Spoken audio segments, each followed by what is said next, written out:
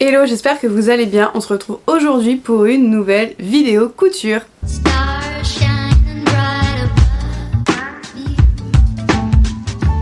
Bienvenue sur ma chaîne si tu me connais pas, moi c'est Eve Nora. Donc j'adore la couleur, la couture, les vêtements faits main. Donc sur cette chaîne je te propose pas mal de tutos pour réaliser toi-même tes vêtements et tes accessoires. Donc la vidéo d'aujourd'hui ce sera pour réaliser un petit sac baguette comme ceci.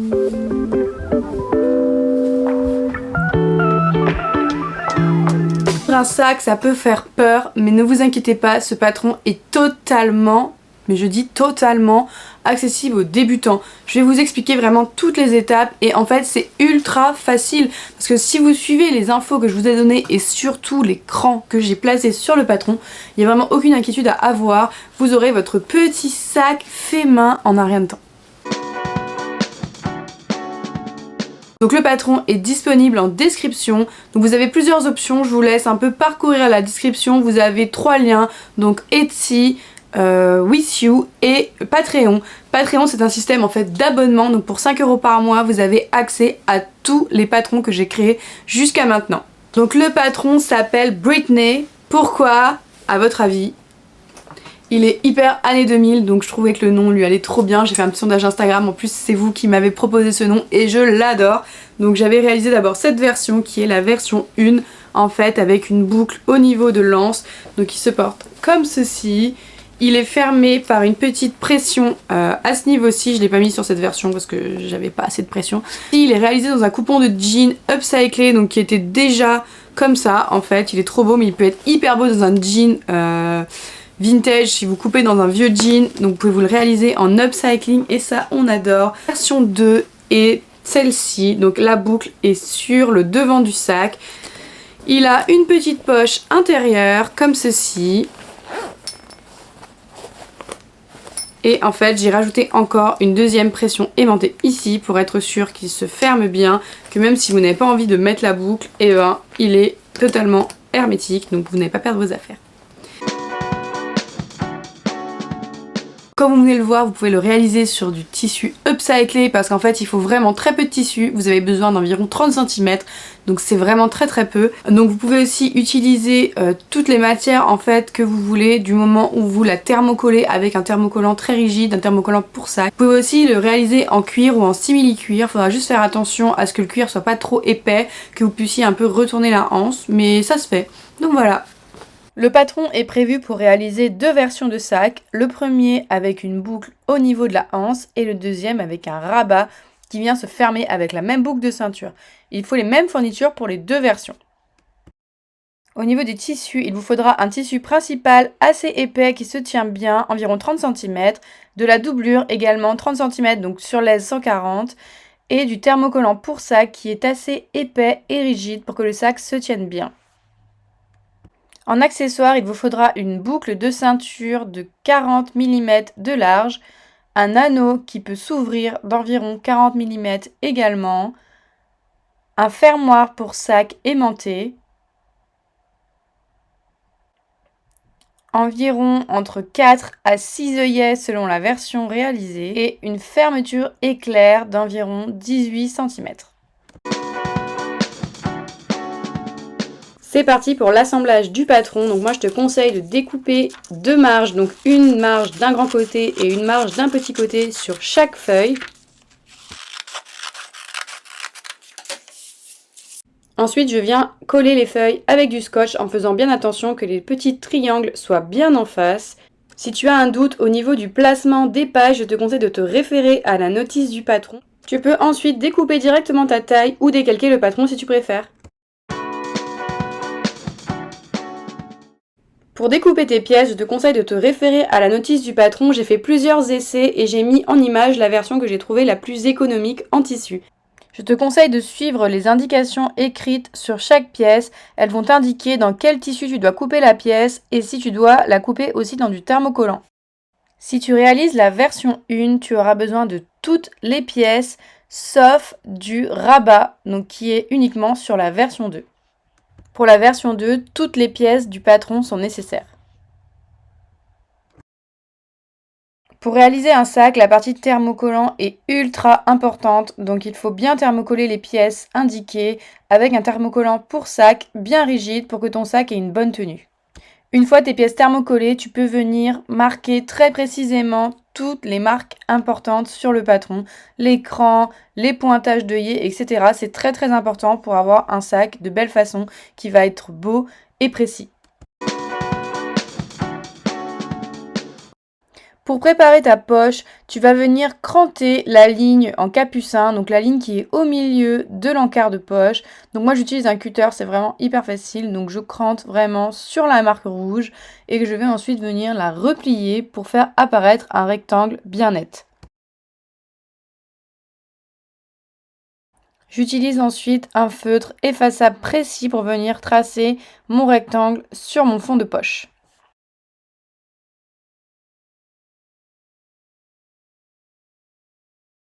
Je n'oublie pas de marquer également le capucin qui est la ligne qu'on vient de fendre précédemment.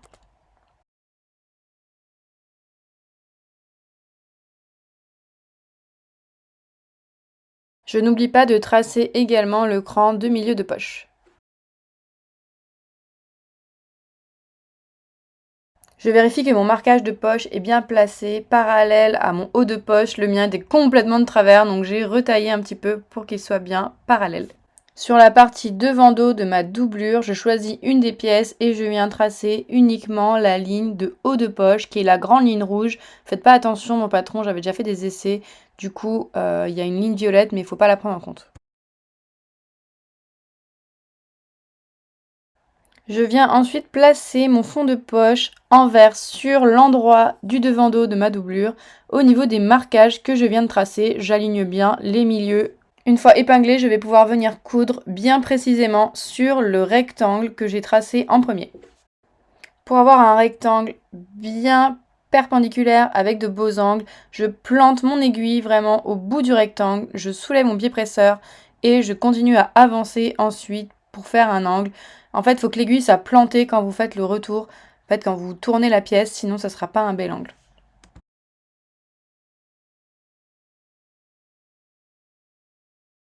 Je peux ensuite venir fendre au niveau du capucin, donc en faisant bien les petits angles, en faisant bien attention de ne pas couper la couture qu'on vient de faire.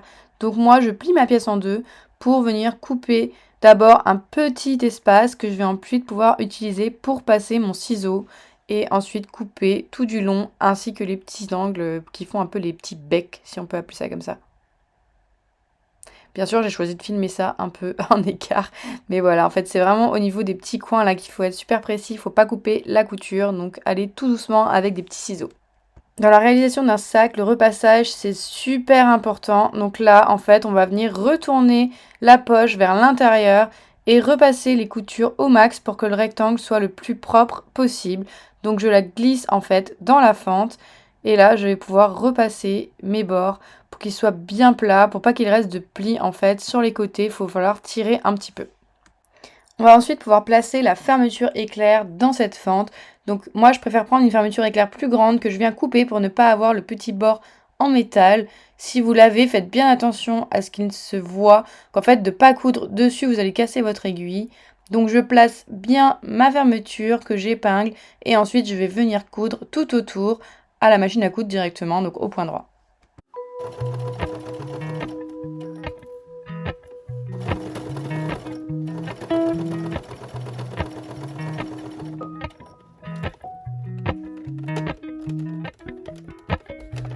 Appalachian sunrise meets my skin.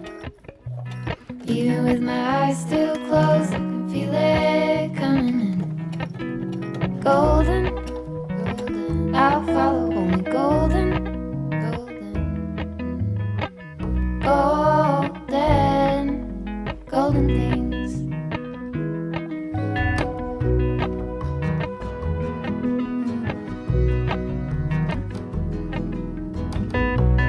Mountain Laurel high fives for miles in spring.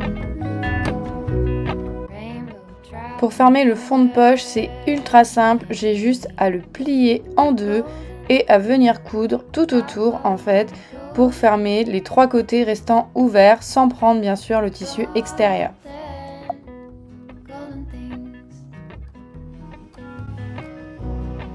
Gold hair, gold rings, gold leaves, gold anything, golden. I'll follow only golden, golden, golden things.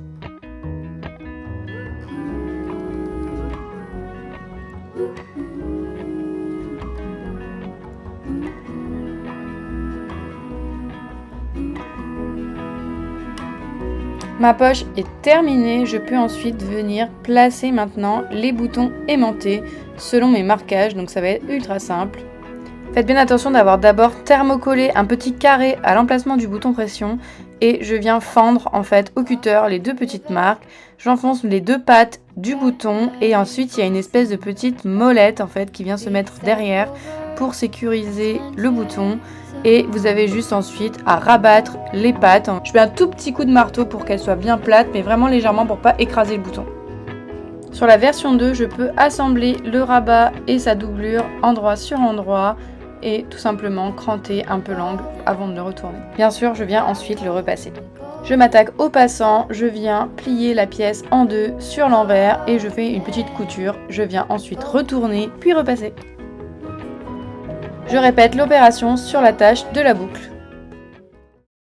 Pour maintenir l'attache de la boucle, je viens juste faire un petit trou au milieu pour ensuite venir passer en fait la pointe de la boucle à l'intérieur et je viens ensuite le plier en 2 par-dessus.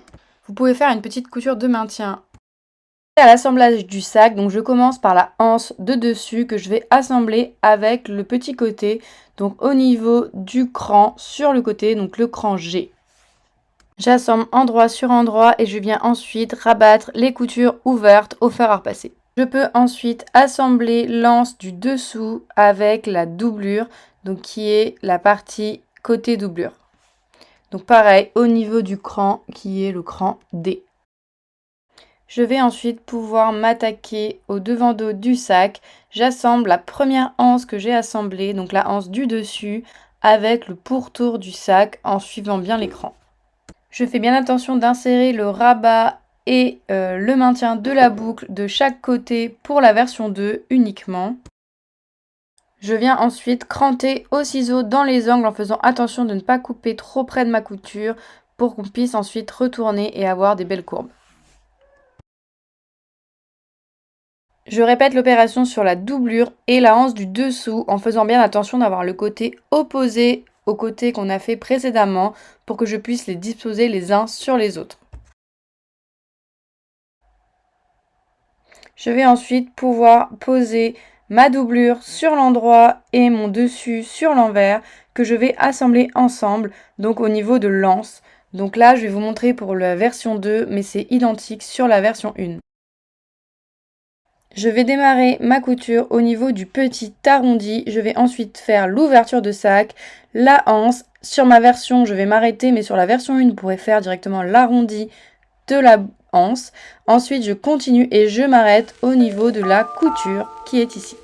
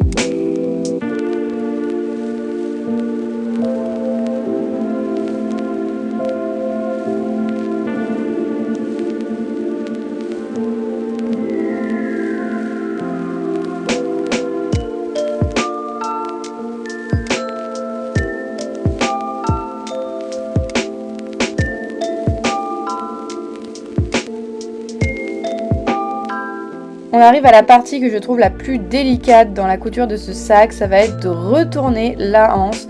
Ne vous inquiétez pas, ça peut paraître difficile, mais en fait il faut juste aller très doucement et prendre son temps, donc petit peu par petit peu.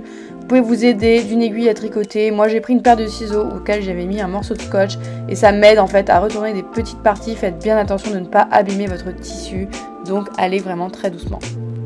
Une fois retournée, on peut lui passer un bon coup de fer à repasser pour qu'elle soit bien plate. Là, elle est vraiment pas jolie, ça va être beaucoup mieux. Je viens aussi cranter au niveau de la courbe pour avoir de jolis angles, enfin quelque chose de très propre et de très précis. En fait, les crans, ça aide le tissu à se retourner en fait plus facilement quand vous faites un petit coup de fer à repasser. Ensuite, c'est nickel. Je viens faire une petite couture de maintien au niveau du rabat pour éviter qu'il ne tombe quand on ouvre la boucle. Mon sac est quasiment terminé, il me reste juste la deuxième moitié à assembler. Vous pouvez aussi, si vous voulez, mettre d'abord les œillets sur la partie anse. Je l'ai fait après, ça marche, mais franchement, ça aurait été plus simple de le faire avant. Lorsque je viens assembler ma deuxième moitié du sac, je fais attention de laisser une grande partie ouverte au niveau de la doublure pour pouvoir retourner le sac, donc dans le fond du sac au niveau de la doublure. Je viens former une petite boucle avec mon passant qui va ensuite servir à maintenir le bas de la anse. Donc je viens le coudre directement posé l'un sur l'autre à la machine à coudre. Pour la version 2, je n'oublie pas de placer le maintien de la boucle dans la couture avant de terminer mon sac. Je crante les courbes, puis je retourne mon sac et je le repasse soigneusement.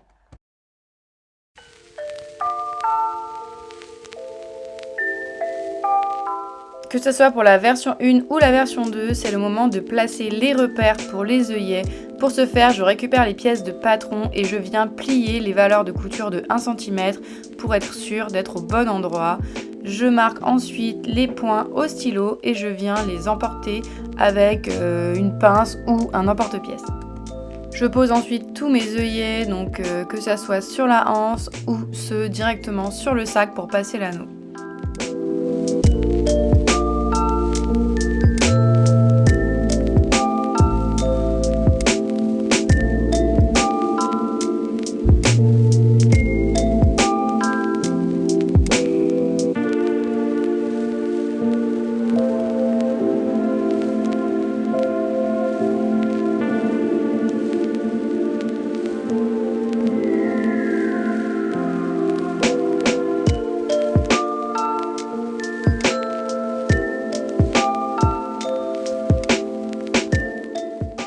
Là où la version 1 et la version 2 sont différentes, c'est au niveau du montage de la anse. Donc sur la version 2, je viens juste replier puis coudre à environ 1 cm du bord. Je passerai ensuite l'anneau directement dans cette couture.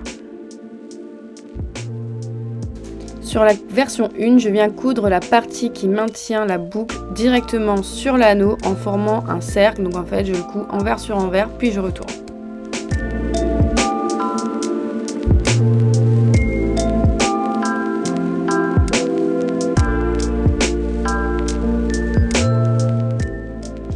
Il ne reste plus qu'à passer l'anneau dans les œillets, insérer la boucle dans l'anneau et ça y est, mon sac est terminé.